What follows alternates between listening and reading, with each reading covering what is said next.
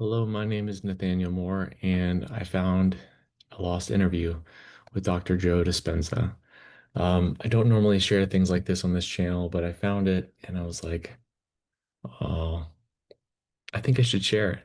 And so I hope you get value from this. If you enjoy this kind of interview, let me know in the comments and we'll do some more. Talk to you soon. So, Dr. Joe, you say that thoughts have a direct impact on your life. What do you mean by that? Well, let's just say that you believe in the idea that the way you think has some effect on your life, that your thoughts create your reality. Some of the latest science, Nate, shows that 90% of the thoughts that we think, out of the 60 to 70,000 thoughts that we think in one day, are the same thoughts as the day before. So if you believe that your thoughts have some effect on your life and you're thinking the same thoughts every single day, it makes sense that your life should stay the same. But without going into anything too metaphysical or anything too spiritual, think about this. The same thoughts will always lead to the same choices. Sure. The same choices will lead to the same behaviors. The same behaviors create the same experiences, and the same experiences will always produce the same emotions. Oh, yeah. And the very same emotions will drive your very same thoughts. And your biology, your neurocircuitry, your neurochemistry, your hormones, and even your genetic expression stays exactly the same. And there's a principle in neuroscience that says that nerve cells that fire together wire together. So if you keep thinking the same thoughts and making the same choices and demonstrating the same behaviors and creating the same experiences that stamp the same networks of neurons into the same patterns, all for the familiar feeling called you, and you've done that, let's just say, for the last 10 years, the constant firing and wiring of those circuits begins to hardwire the brain into a very finite signature. And the most commonly fired, neurologically wired set of thoughts, behaviors, and emotions that's acquired through frequent repetition becomes like a computer program. It becomes like a box in the brain.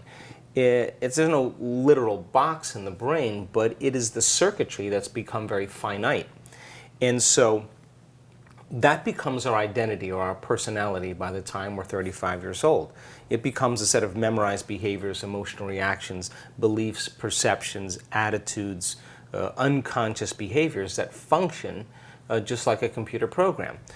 So now 95% of who we are then is programmed, not by something always outside of us, but of us making the same choices every single day. So then reason this. If you're thinking 60 to 70,000 thoughts in one day, and 90% of those thoughts are the same thoughts as the day before, and you're following the same thought to the same choice, to the same behavior, the same experience, the same emotion over and over again, then how you think, how you act, and how you feel is called your personality. And your personality is intimately connected to your personal reality. So what's the significance of that? Well, if you wanted to create a new life, a new personal reality, it means then you would have to change your personality. So what do we have to start doing? We have to start thinking about what we've been thinking about and change it. We have to begin to pay attention to our unconscious habits and behaviors and modify them. And we have to look at those emotions that keep us anchored to the past, because emotions are a record of the past, and we have to decide, do these emotions belong in our future? And I think the fundamental problem for most people is that most of us try to create a new personal reality as the same personality, and it doesn't work. Right. We literally have to become someone else. So the act of observing those unconscious states of mind and body to become conscious of those unconscious states, if that's the 95% we're unconscious to, the act of just becoming aware of them means we're no longer the program.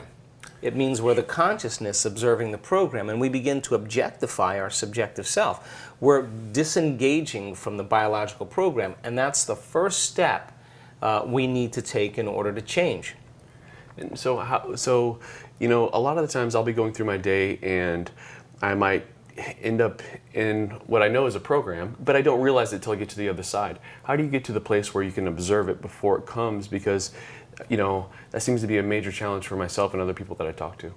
Of course. And well, think about it. We should never take anything personally, because the moment we're not in the present moment, we're running a program. That's the bottom line. Okay. So then the act of self-discovery usually requires people having a trauma or a crisis or an accident or an injury or a disease or a diagnosis or a betrayal. Something has to alter them to such a degree that they no longer feel like themselves. And when we're no longer feeling like ourselves, we could actually look at who we've been, because we're no longer the same person. We're seeing ourselves through the eyes of someone else.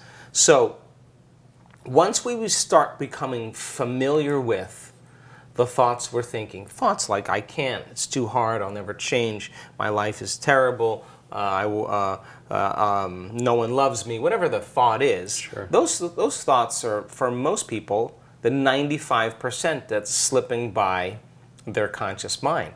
The actions of complaining and blaming and making excuses and feeling sorry for ourselves, those are not conscious processes. Those are automatic programs.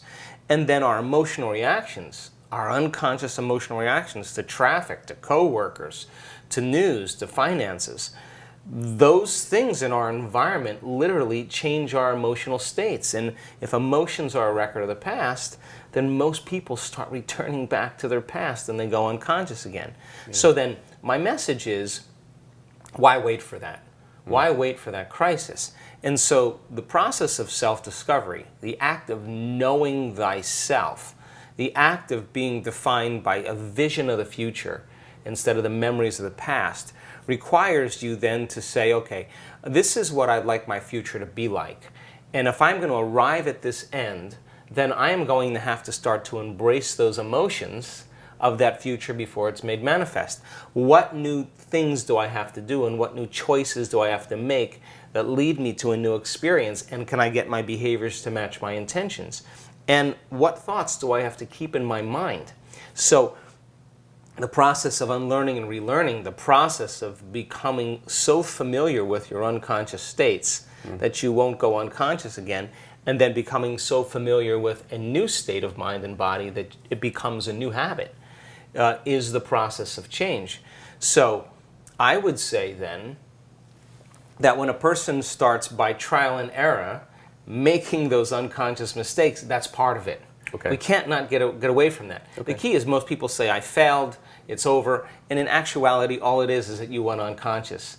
Cinch it up, get your vision again in the future, and begin to review what you're going to do in the next moment. And I think when we start doing this more regularly, we start to make more fundamental changes, not only within us, but then we start to see those wonderful changes and synchronicities and new opportunities start taking place outside of us. That makes a lot of sense. Normally, I might have given myself a hard time in the past about, oh man, I'm doing it again. But really, I caught it. It's just that I need to bring it back a little bit further and a little bit further. You're saying it's a process, right? Sure. The latest research shows that when we sit with ourselves for a long enough period of time and we start noticing those unconscious propensities and we become conscious of them, the research shows that, in fact, we can actually sense them before they come. Now, why is that important? Because now you're more aware of those unconscious states, so aware of them that you can sense the emotion. You can sense the drive. You can sense the thought coming. And when you're that proficient, then you don't have to go down that rabbit hole ever again. You can stay away from it. And now all of a sudden you're moving further and further away from your past. And people around the world are doing it really effectively.